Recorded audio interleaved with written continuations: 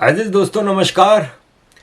अजीज दोस्तों, शर्म अल शेख इजिप्ट में जो कुछ हुआ वो मेरा ख्याल है कि वैसे तो बेगैरत और बेशरम हैं पाकिस्तानी, लेकिन फिर भी इनको शर्म तो बहुत आई है। मैंने देखा है कि खुद नून लीग वाले भी अपने प्राइम मिनिस्टर की जूता पॉलिश को देख के हैरान रह गए कि यार इस हद तक भी कोई गिर सकता है।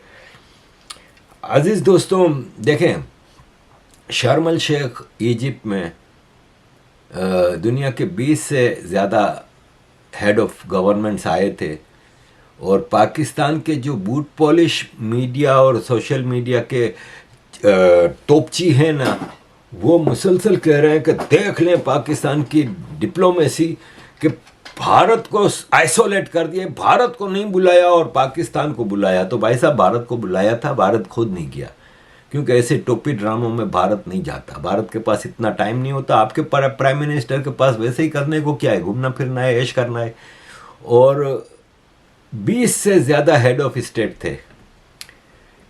होस्ट होने की वजह से अब्दुल फत्ताह सीसी इजिप्ट के डिक्टेटर, क्योंकि इलेक्टेड तो है नहीं, उन्होंने इलेक्टेड गवर्नमेंट हटा के as a chief army chief उन्होंने टेक ओवर किया था और अपने आप को लाइफ टाइम प्रेसिडेंट बना लिया। इजिप्ट की वैसे ये बदकिस्मती रही है कि जब इजिप्ट के शाह फारूक को कत्ल करके रिवॉल्यूशन लाया गया था अमेरिका के इशारे पे, जमाल अब्दुल नासिर रिवॉल्यूशन लाए थे। बाद में वो रशियन कैंप में चले गए थे, सोवियत कैंप में चले गए थे, क्योंकि इजराइल से अरब इजराइल वॉर 67 में हुई थी, फिर 73 में हुई थी। खैर, जमाल अब्दुल नासिर लाइफ टाइम रहे, वो मर गए तो अनवर सादात लाइफ टाइम के लिए बन गए।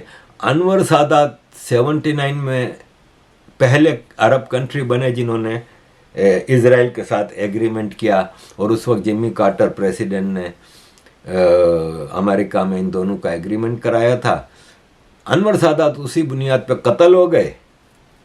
तो हुस्नी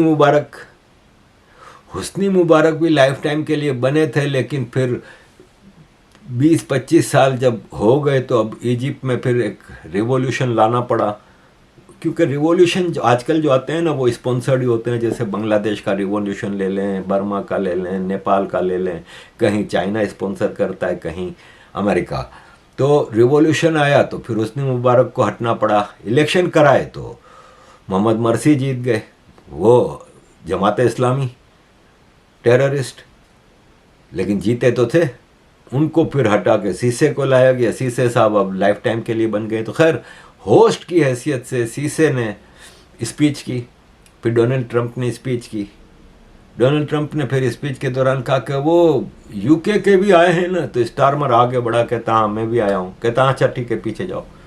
उसने कहा कि अब सिर्फ एक स्पीच होगी, और वो उसने करवाई शहबाज शरीफ से। President Trump, who is genuinely a man of peace, who has relentlessly and untiringly worked throughout these months, day in and day out, to make this world a place to live with peace and prosperity. I would say that Pakistan had nominated President Donald Trump for Nobel Peace Prize for his outstanding, extraordinary contributions to first stop war between India and Pakistan, and then achieve ceasefire along with his very wonderful team. And today again, I would like to nominate this great president for Nobel Peace Prize, because I genuinely feel that he is the most genuine and most wonderful candidate for Peace Prize, because he has brought not only peace in South Asia, saved millions of people, their lives, and today here in Sharm el-Sheikh, achieving peace in Gaza is saving millions of lives in the Middle East.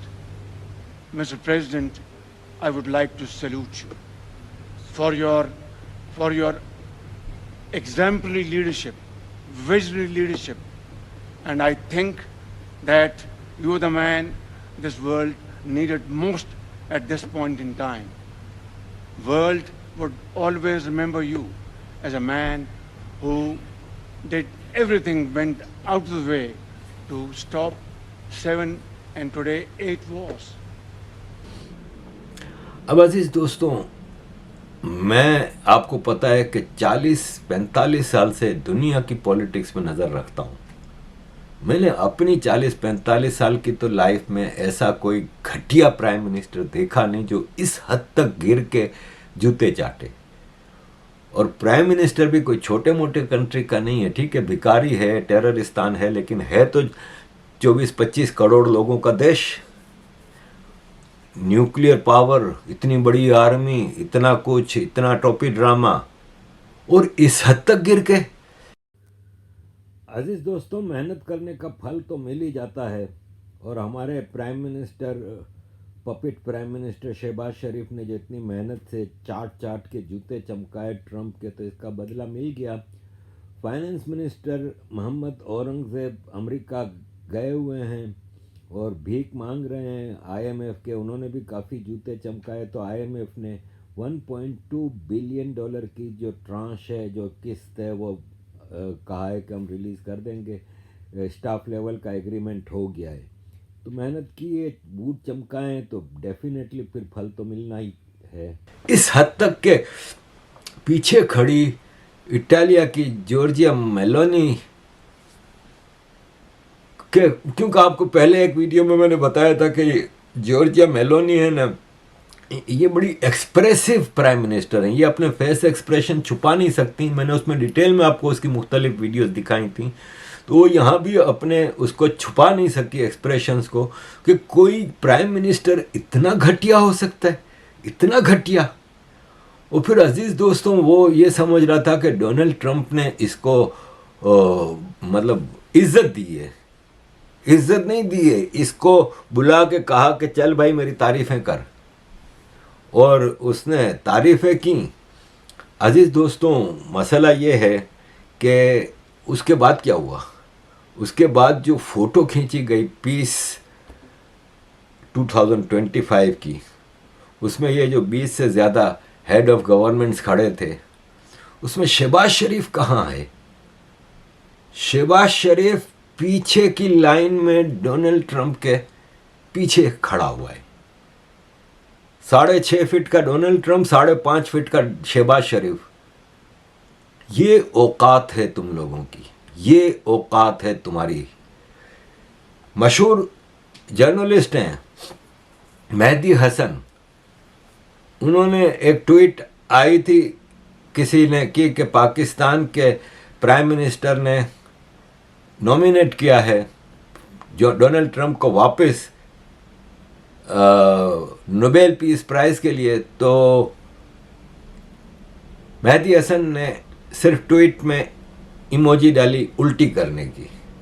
ये इनकी हैसियत है अजीज़ दोस्तों, ये इनकी औकात है। और मैं आपको बता नहीं सकता कि पाकिस्तानियों को कितनी ज़लालत का सामना करना पड़ा है इस एक छोटे से वाक़े पे। इज़राइल के प्राइम मिनिस्टर, इज़राइल के पार्लियामेंट की एक्टिविटीज़ पाकिस्तान के नेशनल टीवी पे बैन हैं। इमरान खान और अल्ताफ़ हुसैन को भी बैन किया हुआ है इन्होंने, कि नेशनल टीवी पे, नेशनल न्यूज़ में इमरान खान को बानी तहरीक इंसाफ और अल्ताफ़ हुसैन को बानी एमक्यूएम कहा जाता है, नाम नहीं लिया जाता। जैसे हमारे यहाँ बड़ी बूढ़ियाँ होती हैं, वो अपने शोहर का नाम नहीं लेती, ये पाकिस्तान आर्मी अपने खसम के नाम नहीं लेती। लेकिन इस बार पहली बार हिस्ट्री में हुआ कि इज़राइल के पार्लियामेंट की एक्टिविटी पाकिस्तान के टेलीविज़न्स पे पेश की गई। बिन्यामिन नेतन्याहू को बार बार दिखाया जाता रहा। ये भी एक पाकिस्तान की देखिए, Abraham accord Pakistan already join कर चुका है, एडमिट नहीं कर रहा। ये पिक्चर बड़ी वायरल है कि शहबाज शरीफ ने बिन्यामिन नेतन्याहू से पीछे बैकग्राउंड में जाके हाथ मिलाया था और बातचीत भी की थी। मैं वेरीफाई नहीं कर सकता कि ये जेन्युइन पिक्चर है कि नहीं। आजकल के ज़माने में फेक चीज़ें बहुत चलती हैं। कई जगहों पे मैंने ये फ़ोटो देखी है। आई कैन नॉट गारंटी कि ये करेक्ट है कि नहीं, लेकिन ये मैं गारंटी ज़रूर दे सकता हूँ कि पाकिस्तान अब इज़राइल के साथ बैकडोर में कंटिन्यूस कनेक्शन में है और मुसलसल बातचीत होती रही है। पाकिस्तान के आर्मी की हैसियत क्या है, पाकिस्तान के प्राइम मिनिस्टर की गज़ा में जो पीस था उसके हवाले से जो शर्म अल शेख में कॉन्फ्रेंस हुई, उसमें पाकिस्तान की हैसियत क्या थी कि ये देख लें, ये 20 से ज़्यादा जो हेड ऑफ स्टेट्स हैं, इनमें कतर के, इटली के, तुर्की के, फ्रांस के, इजिप्ट के, ब्रिटेन के, मतलब जर्मन चांसलर हैं, ये सब हैं। हमारा नोबेल पीस प्राइज का नॉमिनेट करने वाला प्राइम मिनिस्टर कहाँ है, जूते चाटने वाला? तो इनकी कोई हैसियत बिल्कुल भी नहीं है।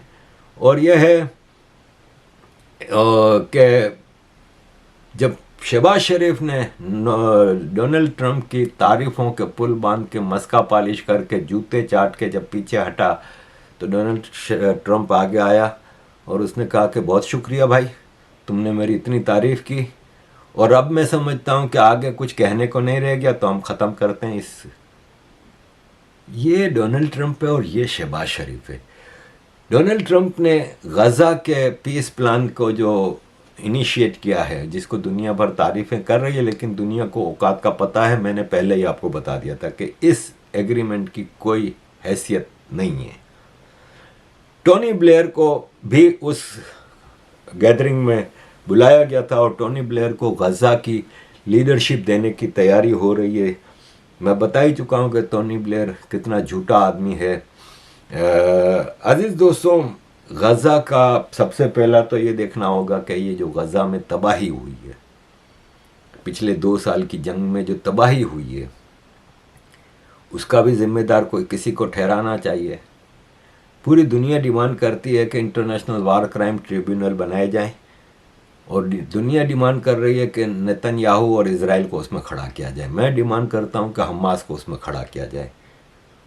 हमास के ऊपर पूरी दुनिया में ना सिर्फ बैन लगना चाहिए, बल्कि जो बैन नहीं लगाता उनको भी टेररिस्ट डिक्लेयर करो, क्योंकि ये सारी तबाही हमास की बदमाशी की वजह से, हमास के इजराइल के ऊपर नाजायज़ हमले की वजह से हुई है। और यह है कि मैं समझता हूँ कि इसका हिसाब किताब होना चाहिए। दूसरी बात यह है कि इजराइल ने जब ये एग्रीमेंट हुआ और इजराइल गज़ा से निकल रहा है, तो हमास ने गज़ा के लोगों के ऊपर हमले कर दिए। गज़ा के कई लोग मार दिए हैं और ओपनली मार के उसकी वीडियो बना रहे हैं। उनके ऊपर जो टॉर्चर कर रहे हैं वो आंखों से देखा नहीं जाता, ओपन टॉर्चर हो रहा है। वो वीडियोस वायरल हैं। और यह है कि अब कोई नहीं प्रोटेस्ट कर रहा, हमास के खिलाफ कोई बात नहीं करता। और हमास ने साफ कहा है कि हम अपने हथियार भी नहीं छोड़ेंगे, हम अपना कुछ भी सरेंडर करने को तैयार नहीं हैं। अजीज़ दोस्तों, 20 होस्टेजेस हमास ने छोड़ दिए इजराइल के। जवाब में इजराइल को 2000 कैदी छोड़ने पड़े। देखें, एक बात मैं बता दूं कि इजराइल के जो होस्टेजेस छोड़े गए थे ना, उन्होंने आके जो बताया है ना, भयानक है। एक होस्टेज है, उसने बताया है कि मुझे जब बंदी बनाया गया तो मेरी चौकीदारी के लिए जो लोग बंदूकें लेके खड़े होते थे वो सोल्जर नहीं थे हमास के।